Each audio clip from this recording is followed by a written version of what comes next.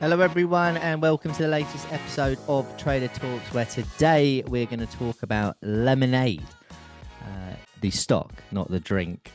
Please do remember, if you're on YouTube, the link is in the bio if you want to follow along. They've been on a decent run recently. They've closed the highest since 2021, so we'll discuss why and ask the question whether it can continue to go higher or the top for now is in. Also, do remember the presentation is for educational purposes only. It should not be taken as investment advice, personal recommendation, or an offer of, or solicitation to buy and sell any financial instruments. Please do as well let me know your thoughts on lemonade, and also what stocks or assets you want to see me discuss next. Recently we did Palantir and Duolingo, and it was very interesting to hear people's opinions on both of those stocks. But what has happened with lemonade? They had a strong quarter three earnings beat. Revenue was up year over year quite a lot, 40 odd percent. EPS was down a touch, but it was higher than expectations, which is obviously what helps a lot here. The market moves off what is priced in, and if it's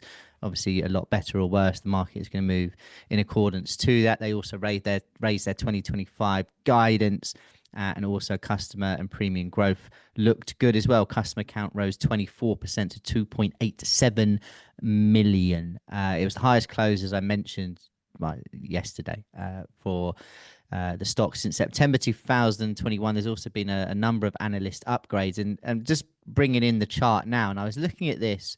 I tweeted about it a couple of days ago, just because it's just quite beautiful for the bears that got involved. Obviously, from those highs, but I'm more on about the bulls. Once we got above, and you see this, we talk about this a number of times on the webinars and stuff like that. But once we get above, like what is a very key resistance level, back at the end of 2024, obviously the breakout traders enter the market here, and they make a nice little bit of money. They probably target up towards these lows here that I'm highlighting. But what I really like is the retest, the first retest of what was previous resistance.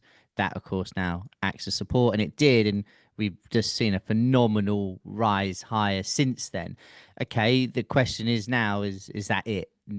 Do we move a little bit lower? And the reason I think it's a very important point now to talk about it is because of the high that we had since 2021. You can see multiple times it acted as a resistance level on the weekly chart.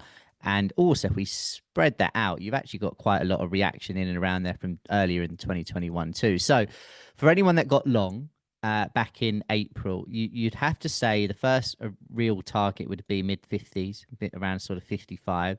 And then the second target for anyone that was still holding that position would be up to this level we're trading at now. Above there, what I'm really interested to see would be up to $113. And then, of course, then a real key level at 140, just making sure my eyes are correct there. And then really you're looking up towards those all-time highs, and the sort of those wicks in and around sort of 170, 180. So those are the key points above where we're trading that I would be keeping an eye on. Anyone that's still long or looking to get into new positions, I would presume that's kind of how they would look to play it. Take some off at 113, and obviously if it keeps going up, fantastic. But it's sort of not always the case that it does that. At the same time, we could, traders, we think, and do exactly what we did last time from this level. So I'm really interested to see where we close the day.